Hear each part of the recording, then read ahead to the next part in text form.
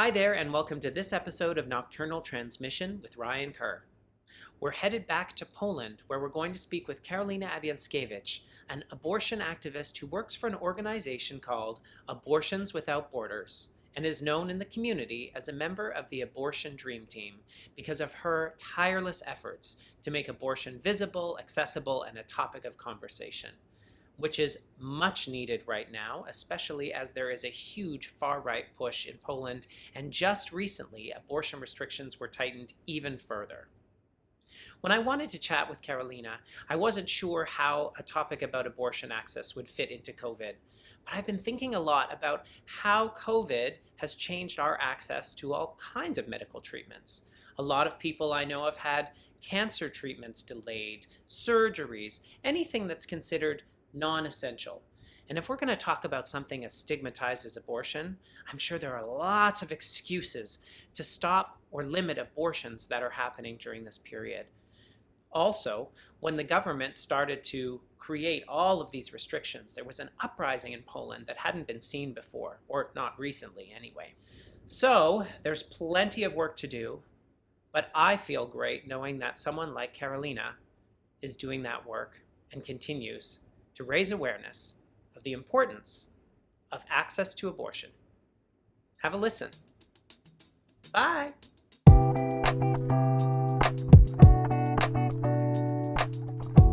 Hi, Karolina. Hi, Ryan. Nice to see you. Nice to meet you. Thank you so much for taking the time. You were very gracious in allowing me to interview you at a time when I would normally be awake, because there is quite a time difference in Warsaw versus Toronto. So thank you. I really appreciate it. I heard about you. Actually, it was recommended to speak to you by a mutual artist friend who I've actually never met, but who I bought a piece of art from. And she posted on her Facebook wall that I was looking to chat with somebody who might be able to comment on all of the amazing activism that's happening in Poland this year. And you were one of the people that messaged. And so now you're unfortunately a guest on this podcast. Yeah. So yes, I'm a lawyer, but I am a weird kind of lawyer that's always been involved in activism, legal change, and all this. And I am also anti-system. So it's like really, it's not that I was born this way though. It just, it's been 11 years in this field of sexual and reproductive health and rights. Before I was also involved in, something that we can very broadly call injustice. So I think that my career, so-called, started with knowing that this system fails us and sometimes just makes mistakes, because I was working with people who were unjustifiably convinced of very serious crimes that were having unfair trials or were deprived of different things that they had a right to during criminal proceedings and while in prison. So, my understanding of law was from the very beginning like, it fails us, it's just not that we can write some things and they are gonna be implemented, because there are people who are just doing this, and they are just people, but also they are sometimes just not they do not care enough to really do it in the best way possible. So I think that it really shaped me in a way, and I am still in this position that that the law is not only here to protect us or guarantee us access to our rights, or to take care of us in different means, and that the decisions that are made for the law to be shaped in a certain way are something that we should, like the processes, that is something that we should be aware of, maybe not the whole thing, but at least be aware of the fact that these are political decisions that are made, and that it's always going to be this proportion of power, and that the law an imbalance always protects the strongest. So that's for me like the one of the main things that I function within, I would say. Right. But also the fact that law is not necessarily always in, I would say, relevance accordance with reality. Right. So it's always that the law is trying to catch up, and it's doing it faster or quicker or slower, but it's always a political decision what to put into the law. Right. So I guess that in all of the actually like areas of our lives, it's there are gonna be people who are neglected, ignored, or even violated by these laws, and because it's not them who is the key element of these decisions. So and yes, I would have I would try a lot of things on my way, including sitting for hours at the UN, both in New York and Geneva. Wow. And trying to fight for some one little sentence to be put in that resolution or another document. Wow. But yeah, as dull as it can sound, but it all shaped me in a way. So right now I'm just this person who I've never been this, I've never been worshiping law. Right. I think we also live in the reality when law is like a fetish for many, like, law is something that is, it's like just not law is not justice, to be questioned. Right? Yeah. Law is justice. Yes. Yeah. Yeah. And it's just not true. And also in terms of abortion laws, we can see in everywhere basically that it does not have that much to do with reality. So you sound like you're one of the good ones. Okay, that's good. That just 5 minutes and you get that, so I'm happy. Yeah. And yeah, but I consider myself a good one. But it's good. Also the way that I've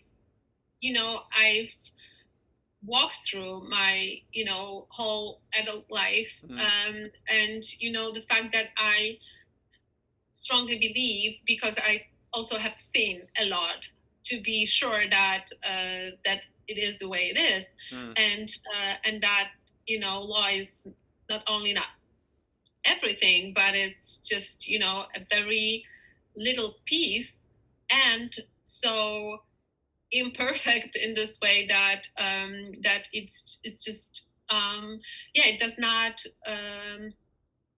guarantee equality, dignity, justice, or anything. And in fact, there are many people that are, by definition, in a way, violated by the law and by the legal regulations. So and of course I am also an LGBT activist. I'm also like queer myself, and high five. And this is the part of my activism as well. But mostly what I do is abortion and access to abortion, and also I've been through a lot in terms of my activism for abortion, as I said, including the UN. But 4 years ago, I quit working for an NGO that is the oldest NGO in Poland, and for a long time the only one that was actually working on abortion issues. Okay. And I was a lawyer there, And I was trying to fight the system for those who were in threat of being violated, mostly by denial of abortion services that, in theory should be provided. But 4 years ago, I started working with the group that is called Abortion Dream Team, and for many is really unacceptable putting abortion and dream together. But it is catchy, it started though. at the four of us that we are Abortion Dream Team, like four friends and colleagues in a way, and also people whose paths crossed through activism a long time ago. We just got together and we started doing our own thing, which was mostly at the beginning promoting information about abortion with pills, safe abortion at home with, of course, relevant medicines, and how to do it safely and effectively. And then we also started working around the language on abortion. Because what had been missing and still is kind of missing in the Polish pro-choice movement is that it's always about somebody else. It's always we, these prominent feminists or academics here are fighting or talking about these women out there who have abortions, and Right. And it's not like this. Many things are not like this. Firstly, it's not only women. Then it's like, many other things that are just not right about it. Because when we take into consideration also global research, global studies on abortion experience, it's not that if there are, there is 100 of us in the room, then it's, us and some other out there, some others who have abortions, because it's us who have abortions, 1 in 3 or 1 in 4, depending on the region. So it's not that we are talking about some other people who are far away in another galaxy. These are real people. And these are real people. And what we talk about is that, whether a fetus is a human being, a person, or whoever, when does the right to life start? When does the life start? And is it another person? And is my body not my body anymore because there is another person in my body? So maybe it's a moral issue. And is it good or bad to have an abortion? Or maybe, we should have like less abortions. Or maybe, we should talk about sexuality education in order not to have abortions. And, things like this. And it's been always like this, that abortion is something like, like something like an abstraction, like something that is like a phenomenon, like an issue, like moral issue or legal issue, but always like an issue, not a real life experience. Real people. Right. And in addition to that, we would, as the pro-choice movement, be like, no, of course nobody wants an abortion. No, of course it's always a hard decision. No, I wouldn't have one, but I support you. No, we have you. Not. Yes. It's not like it's pro-choice. We want to have the right, even if we don't ever use that right. Yeah, exactly. Just hypothetically, if this situation were to ever arise, which it probably would not, then. Yes, and it's like, of course we want contraception, and of course, not to have abortions, right?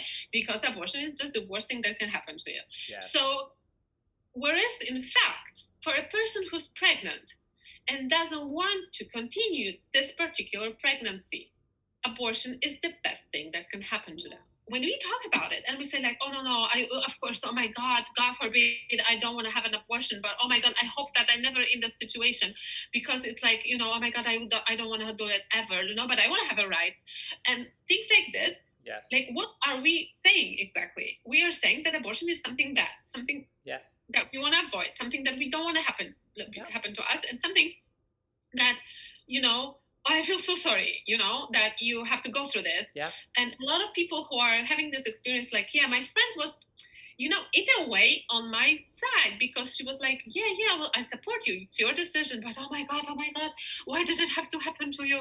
Oh my God, what do I do with you? Oh my God, I'm so happy that it's not me. Oh my God. Yes. So that's not support, because you're telling me that something, that it's bad. in a way, yeah, that's it's, and in a way, we're like, okay, so we are talking to these people. Nobody cares. Nobody's listening to us. Nobody does anything about it. But then there is this huge amount of people in Poland. It's almost 6 million people who like have this experience. 6 million, and that's every year. 6 million a year. 6 million altogether. Yeah, yeah. So Wow. so it's like, they don't want to hear this. Right. They want to hear something totally different. Right. They want us hear, you know what? It's okay. Yeah. Abortion is okay. Yeah. To have an abortion is okay. Yeah. I don't care what your reasons are. You have every right to make that decision. It's just, it doesn't matter whether it doesn't matter what you did not to be pregnant. Right. It doesn't matter whether you want children or not.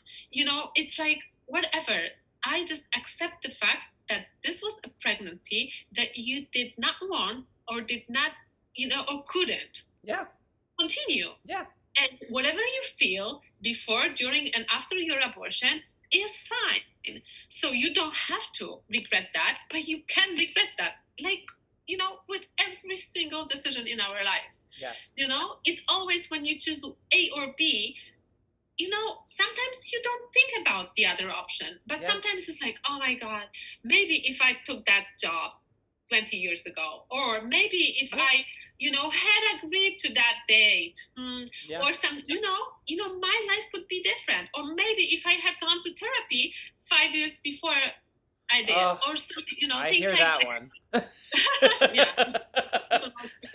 So it's like, but maybe, as my therapist said, like, maybe your therapy would have been totally different. Yes. Yeah. Because you just, and so it's like with every decision, sometimes we have to choose between the two: keep a pregnancy or do not keep a pregnancy. In the fact that, I'm also doing abortion embroidery, however strange that sounds. I'm very popular on Instagram, to be honest. Oh, okay. Well, we'll have to link your Instagram then. This is going to be great. Abortion Embroidery. Tell me more. Yes, and I also sell a lot of these to the US. Okay. And I don't think I ever had a customer in Canada? Well, we'll just see about that. Maybe that'll change. So also, like, there are some people who are, as crazy as it sounds, call me an artist, but you can decide on your own. Okay. Anyway, it's like, and what I did, is this Tracy Harris's, what she said on abortion bans: if regret was a reason to outlaw something, we would outlaw marriage. Oh. Because everybody's like, what if I regret? I'm like, what if you regret having a child? I mean, this is one of the biggest taboos, to be honest, like regretting motherhood. Yes. So it's like, if you regret it, then you will have to deal with your regret. Yes. But the fear of regret does not mean that you, that you have a child, right? Yeah. So it's really, and, so we started like with this, that normalizing abortion. Because also, like, normalizing abortion is the way to destigmatize abortion, which is our biggest goal and our mission, in a way. That, first of all, it's a normal thing, that it's just a part of our sexual lives, and we either, we all have to deal with that at some point, even those of us who never had an abortion, because we, think about what we would do if we got pregnant. What if we are pregnant and maybe we should just decide something, and a few days after that we get our periods and it's okay, So, abortion just, in a way is a part of all this. For people who can't get pregnant, it is out there, because it just is.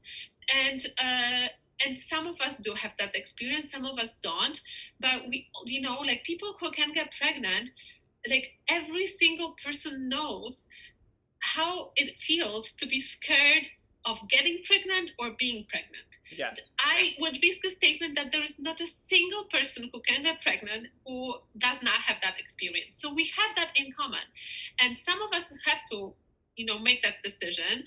And some of us make the decision to have an abortion. And, there are different reasons, and there are different people who do that. And, abortion is, in a way, like, brings us all together, because it's not as political statement or a political declaration of views, beliefs. and all this. So it's not that if I tell you if I had an abortion or not, that you know something about me, who I vote for, whether I go to church and which one or don't, whether I have children already or not, whether I'm whether straight, you're in a relationship, whether you're queer. Where do I live? Am I educated, not educated? How old I am? You don't know anything about me besides the fact that I had an abortion, because everyone from all, we just are so different, but we have that thing in common that, people who had abortions. Also, one of the very first pieces I made was that if you have sex and you get pregnant and you don't want to be, you can have an abortion. It's okay. Yes. And I wish someone had told me that when I was 19 years old.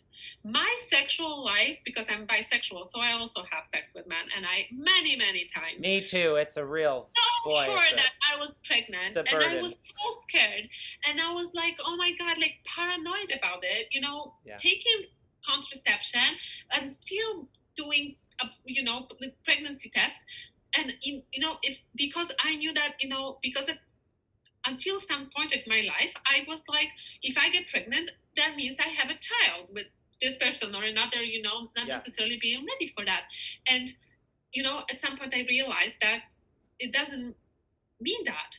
But still, I remember how lonely I was when I was looking for information, being totally sure that I was pregnant, and I didn't find anything because it was a long time ago, and there was not that much comprehensive, trustworthy information on abortion pills. Yeah. And I felt so alone because I was not a part of a feminist movement. I didn't have any friends. I was like, if Google does not tell me, then where am I going to get it? For me, yeah. Then who, and so when I started working in this field, and, the most important thing for me was just so that people do not feel so alone in this, Wow. So then when they're looking for information, sometimes for the information that I didn't have, because I was just, this lawyer giving legal advice, and then people are like, oh, what do those bills look like, and how they work? Like, how long is it going to take for them to come?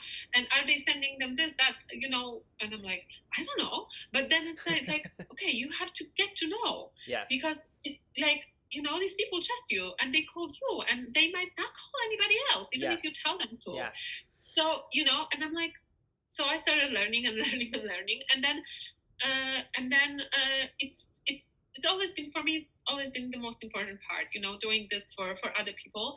And that's what we do at Abortion Dream Team also, and Abortion Without Borders. That's a wider initiative, international initiative, that we want every person who needs an abortion to get support. Okay. And to be able to do it in a safe, effective, and the most comfortable way possible, so that people are not alone. And one of the main statements that you are not alone, and it's really not a bullshit. Like, all it takes is to contact us via this or another channel, and once you do that, you can be sure that we will not leave you alone. Wow. As long as we can actually do something for you, of course. Like, people started approaching us and trusting us because of those messages. There were people who were like, I know that they know that a lot of people, it puts, tears in our eyes every time when people say, like, you know what?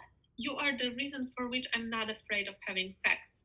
Wow. Which is, for me, it's a revolution, because, hardly ever we connect abortion with sex. Yeah. That it is about sex, and it is about female sexuality. It is about the fact that if we have sex, we have to face the consequences, Yeah. So, allowing us to have abortions whenever we need them means that we can have sex without consequences, which is, for many, unbearable. Right. And, it is about the fact that if, there is a consequence of our sex, meaning that we are pregnant, because yes, pregnancy usually is a consequence of having sex, not talking about, assisted reproduction and all this, but so yeah, it can be an outcome, it can be a consequence of having sex, but it does not mean that I have to give birth, because I can deal with that consequence in a responsible way, because it's also about that, you being irresponsible, and you now have to be responsible. And I'm like, yeah, a responsible thing to do is to have an abortion if I don't want to bring a child to this life. And like, why is always having a child the responsible thing to do? It means that if I can have an abortion, if I get pregnant, it means that I can have sex for pleasure.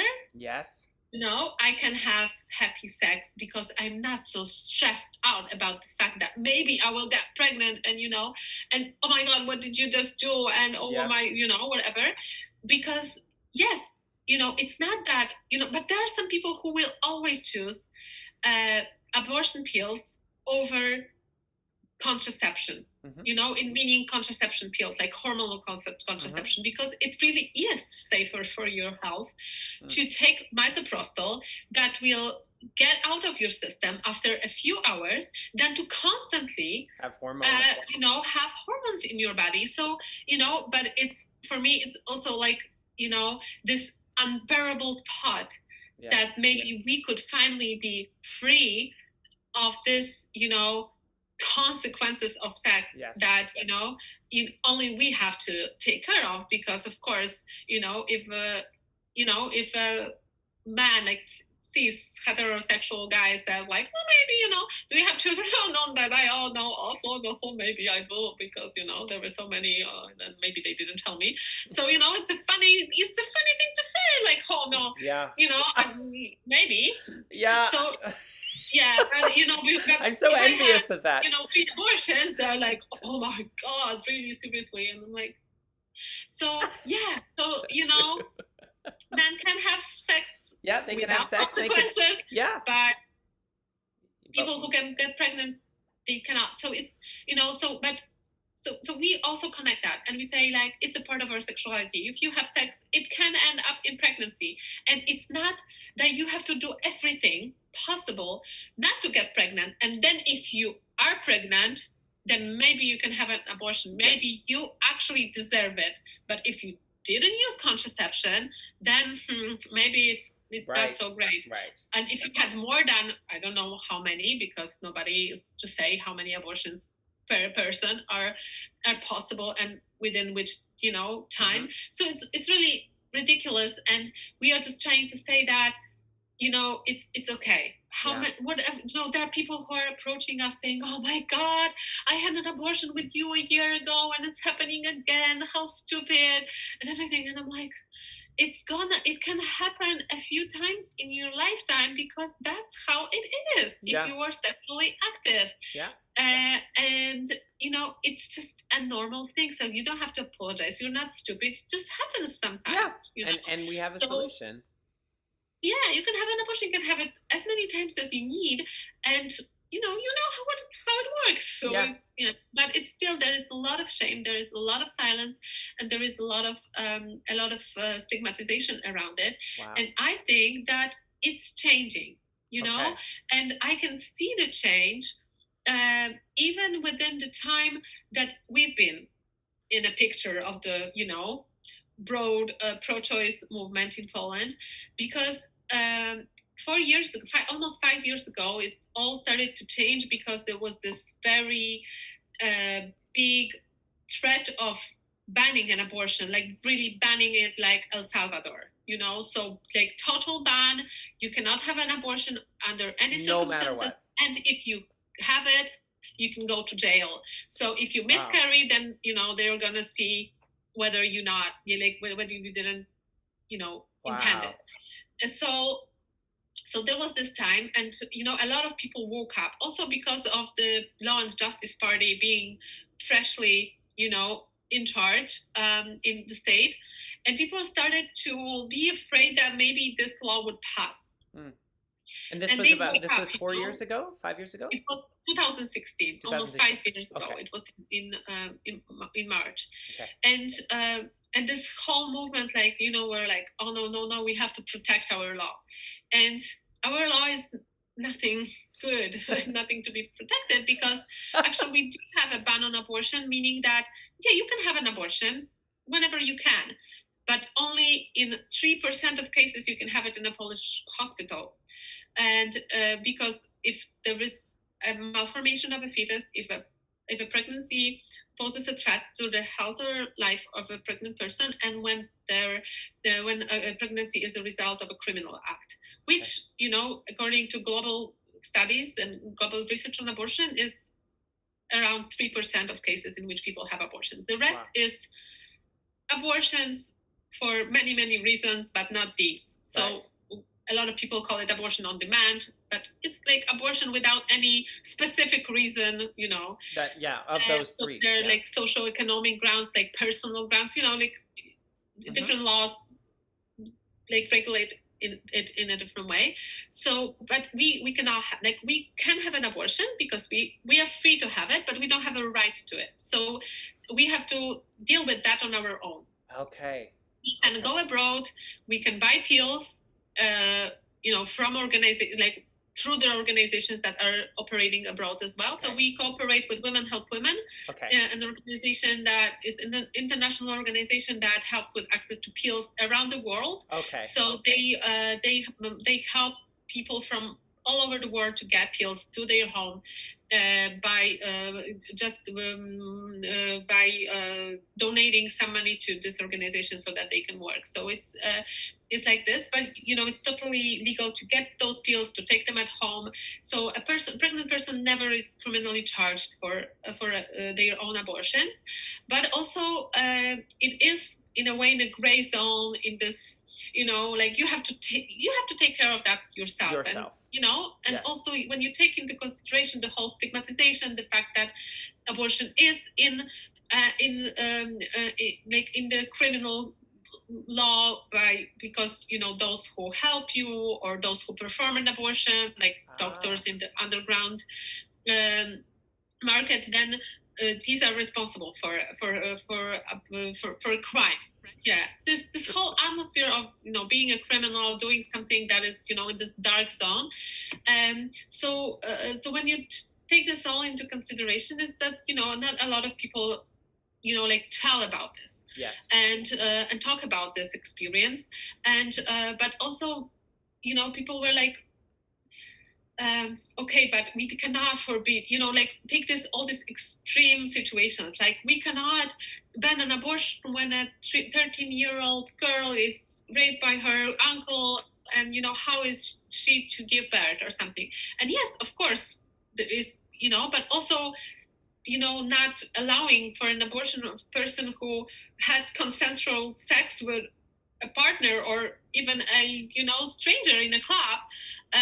You know, it's also cruel to tell her, you know, you have to give birth, you know. So it's not that, but because of this fact that these extreme situations are legalized, you know, and you know, it's possible in theory to have those abortions in Polish hospitals, you know, a lot of people think that, okay, these are good abortions for a, you know, this justified reasons, and those, you know, the other ones is like, it's really, you don't have a reason seriously, like you don't deserve one, right?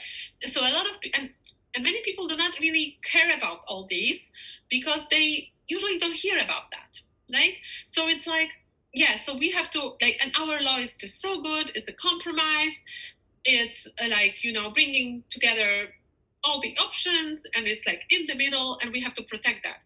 So that's how it's really started. And then people try to like think further, and it's like, okay, I don't agree that the state interferes with my right to have an abortion when I was raped. Okay, and so how about the threat to my life or health? No, I don't want any interference with that either. Okay, how about if a fetus is like seriously malformed? Okay, I don't want it. No, and then at some point, people are like, okay, is there any situation in which I do agree to that interference by the state? And they like, no, I want abortion on demand. Yes, whenever because I want it. It is like, you know, so they like, you know, so we saw that, but, you know, it was really taking a lot of time. I remember when we started, and there was one like pop star, like a singer, who said that she had an abortion. And for the first time in Polish media, it was a normal abortion. It was not that, oh my God, I almost died. But she was like, yeah, I have this career, I have 2 children, I have this flat, 60 square meters, and I don't want to change it. It's good, I like it. My husband is working there, like also in the music industry, and we just, basically she said, yeah, we're good as we are. Life, we don't want it to change. Yeah. And all these groups, all this freshly grown pro-choice movement was like, what? 60 meters is not enough for the 3rd child? Is she crazy? She is ruining this all. We have been here, fighting for all this for 6 months, and she came and said that she cannot fit 3 children in a 60 square meter apartment, So at some point, it was so ridiculous that I'm like, is it a conversation of like how many children per square meter or what? Like a fish tank. Yeah, like it was like, I have 42 and I have 3 children. And I'm like, you can have 100 if you want, and I can have 100 square meters and no children at all. Yes. It's not really about the fact like how many children fit in what, So it was just so frustrating. Yes. And so we were like, oh no, it's just impossible. It just, you cannot do it.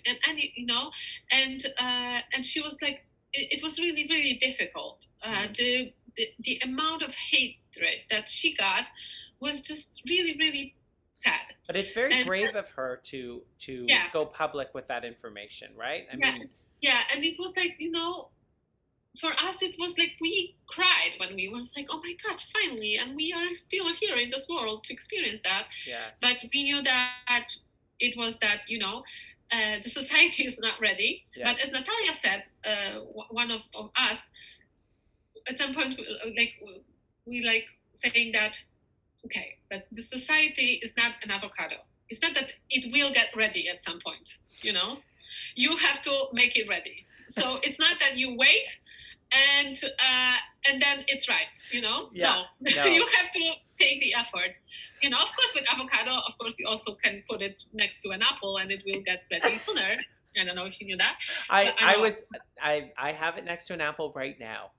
Yeah. hoping. And also avocado is just really not good. I mean, understanding how it's produced and everything, and how people are exploited in Latin America especially. But it is this example that we have to make the change. It's like it won't just get ready. Yes. Just do something. So we decided that we have to be the ones who are going to do something.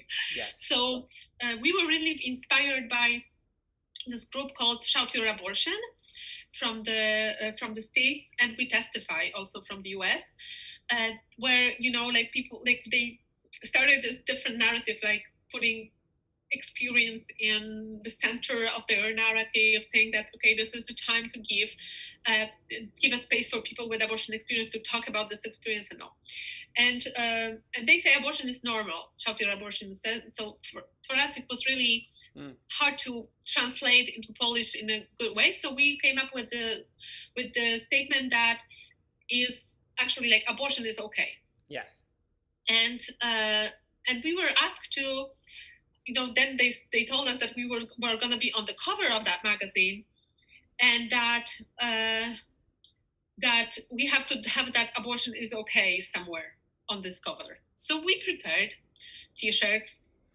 Logo. With abortion is okay. It looked like this. So it's actually this graphic design of Shout Your Abortion. Yes. But they have abortion is normal, and we asked them to do that, and they said yes. They love us. They give us everything. I love you too. This is great.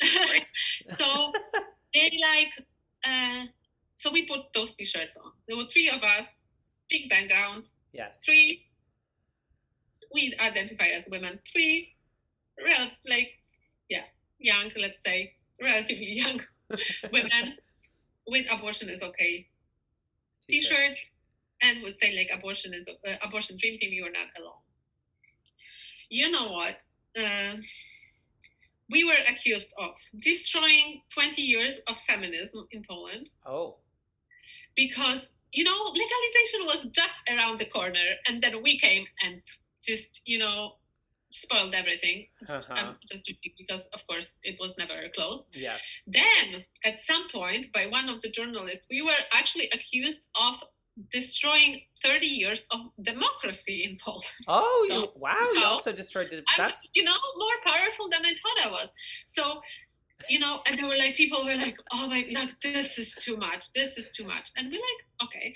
And then there's this one professor who has been studying social movements forever now, and she's like, okay. Also, she was telling that to this pro-choice, I don't know how to say that, mothers, founders of the movement, who were outraged by the fact that, and she said, you know what, in order to reach a progress in each social movement, there has to be a group that is not afraid to say more, to do more, and to be just, ahead of everyone else. amazing. And they are this group. Deal with that. Yeah. And it also, it also gave us a lot of strength. She basically said, you are needed. People are not gonna like you. Not for some time, at least. Yes. But they will get there. But, so we in a way knew that we won't be like, oh, great. There were people, of course, who would say like, oh, this is awesome. There were people who were like, I don't like it. There's something wrong with that cover. And then, okay, is this something wrong with my cover? Or maybe there's something wrong with me, And they like, let me think about it. And 3 weeks after that, they would say like, I didn't like it at the beginning, but I realized that this is the way to go.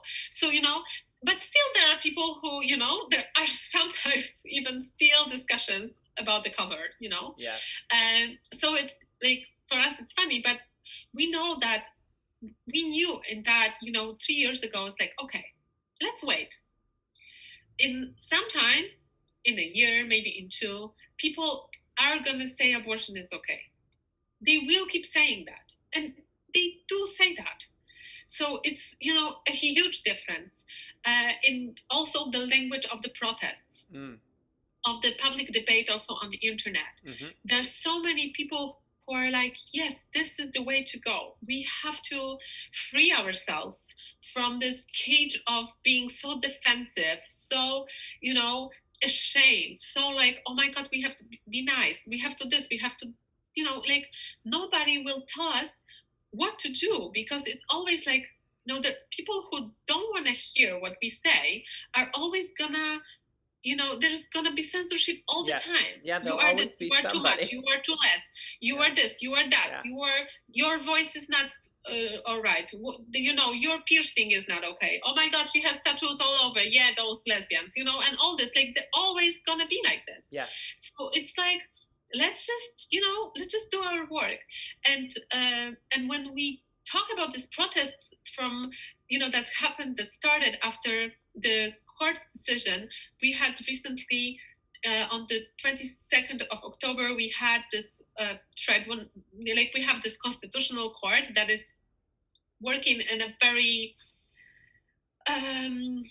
questionable way. I was going to say unconstitutional way. And made a decision. Mm-hmm. And many people just don't really take it as a part of the jurisdiction whatsoever. But there was this decision that abortion on the fetal malformation ground is not in accordance with Polish constitution, that it is in breach of Article 38, which is the right to life. And it's, of course, bullshit from the legal point of view, constitutional point of view, practical, like from every single point of view you can think of. But yes, they did make such a decision. It still has not been published in the Journal of Law, which is a step that has to be taken in order for this decision, for the judgment of the Constitutional Court to be like a part of the law.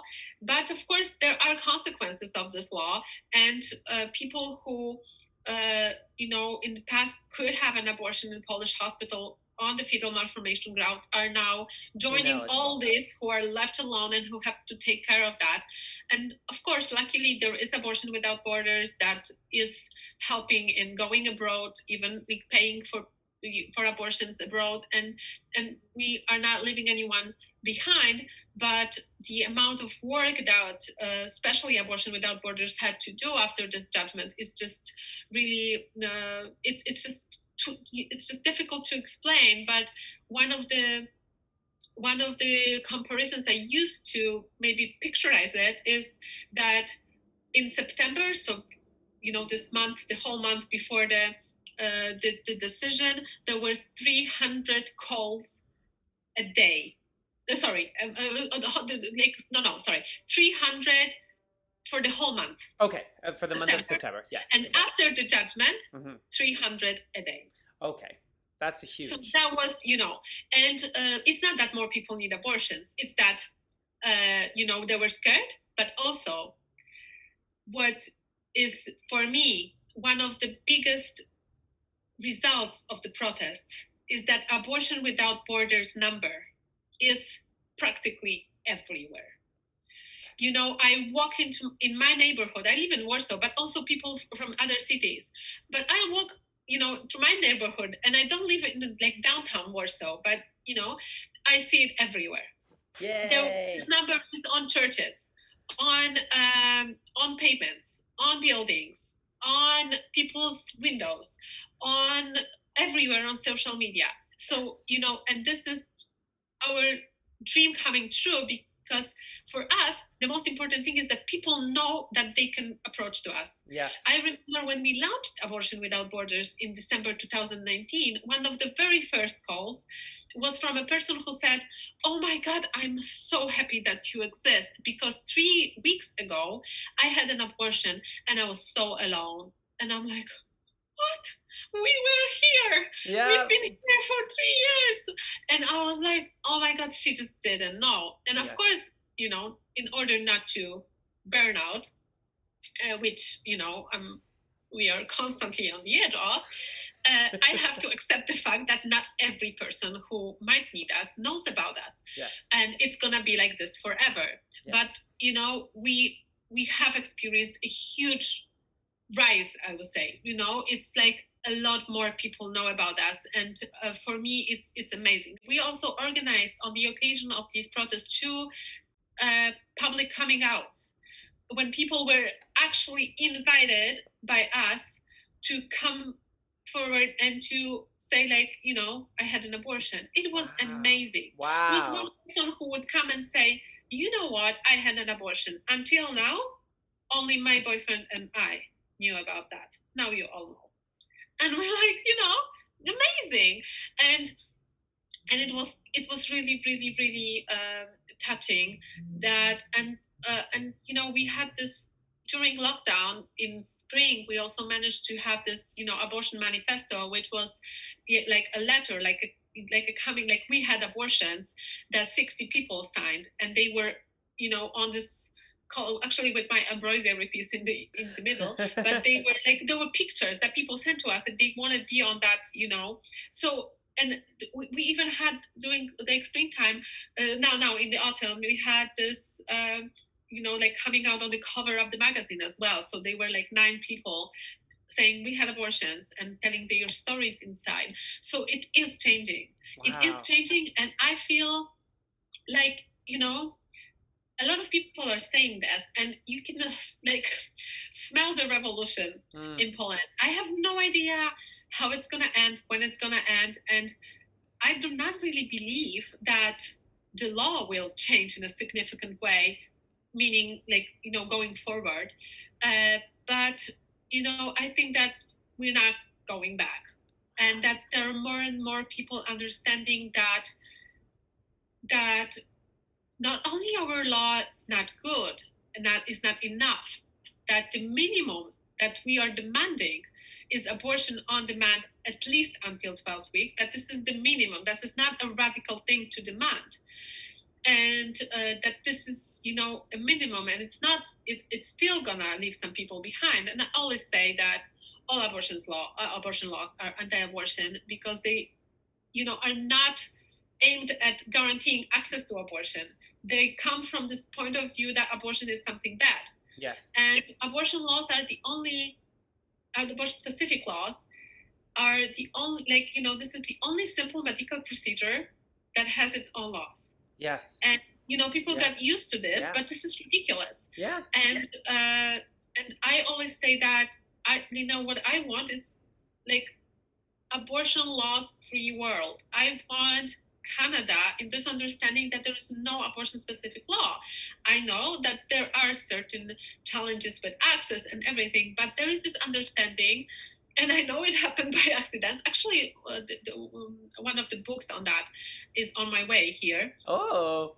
on its way here. Yeah, I ordered that, and how it because I'm very much interested in that, and yes, it happened like, for me, it happened like the best way possible. Is, for a few years we didn't have any law, maybe we just don't need it, and it's and it's exactly how it is. Like, you deal with that with different, also legal instruments, but we don't need abortion specific laws. They come from stigma and they reproduce stigma. They come from understanding of abortion as something bad that has to be limited, and they reproduce thinking of it because they are very often supplemented by criminal provisions. So it's a vicious circle, and it's for me, my dream is just get rid of all these. Yes. I don't think I'm gonna experience that ever. So also, as my burnout prevention, I accept the fact that maybe I will not see all the change I'm fighting for, but at some point it will happen. What are you going to do this year? We're in 2021. We're in a pandemic. How are you going to move forward and stay grounded in your work? Yeah, so we have many plans, but what we it's four of us, the Abortion Dream Team, but it's not that we are the only friends in abortion, I would say. We have there is a huge network of people who want to do this and who are doing this. Mm-hmm. So in 2020, we even managed to have a summer camp for them, and it was around 50 of us who have this experience or would like to do this work. So there are a lot of people that want to learn from us, want to learn from one another, and want to keep doing this. But also there are people who trusted us in an enormous way. Yes. They gave us a lot of money through the crowdfunding campaign that secures our work for several years. So we're gonna be there with campaigns, information, with trainings and building this network, with also supervision and taking care of ourselves in that work. And we're just gonna be there as long as we are needed, and we know that we are gonna be needed always because abortions are gonna happen, and it's and together with that, along with that, there are people who are engaged in fighting for legal change, and hopefully when we just take care of different pieces of that cake, it will be baked in several years and all nicely, and I really do believe in that. But I think that the key thing is to build that solidarity in Poland and also in Europe, because still we have to count on other countries and groups, feminist groups in other countries that are helping and have been helping people who would come to their countries for abortions. And without them, it wouldn't be possible. Without Abortion Network Amsterdam from the Netherlands, or Ciocia Basia, Aunt Barbara from Berlin, or Abortion Support Network, which is a huge charity from the UK that actually pays for people's abortions. So I think that this will be growing, because there are a lot of groups that are just coming up in different places, looking for opportunities in their countries to be able to welcome people from Poland who want to have abortions. And I think it's unstoppable. So yes. I think that it can only get better, and the solidarity is just very, very moving. Wow. Well, thank you so much for taking this time for the interview. Thank you for standing up and identifying yourself, in the way that you did on the cover of the magazine, and becoming this lightning rod for change and for good in Poland and maybe around the whole EU. I mean, Yeah. maybe the U.S. and Canada can learn from you too. We'll be in touch about that. Yeah, it's like we always say that we are closer to Latin Americans in terms of the abortion movement, because that's, we are very much alike. So I think that we can also learn a lot from people from Argentina or Mexico, and our spirits are connected in a way. So Yes. Well, yeah, thank you so much, thank you very much for the invitation, and see you around. yes, and I'm going to share your links to the to your art and all the other links that we can to promote your work. So thank you so much. Thank you. Bye, Ryan. Thanks so much for listening today. Nocturnal Transmission continues to evolve. We're on episode 9 of who knows how many. Please reach out to me at Instagram, Ryan Seeker, RyanSeeker, and say hi if you have ideas or comments that you'd like to share about this podcast. Until next time.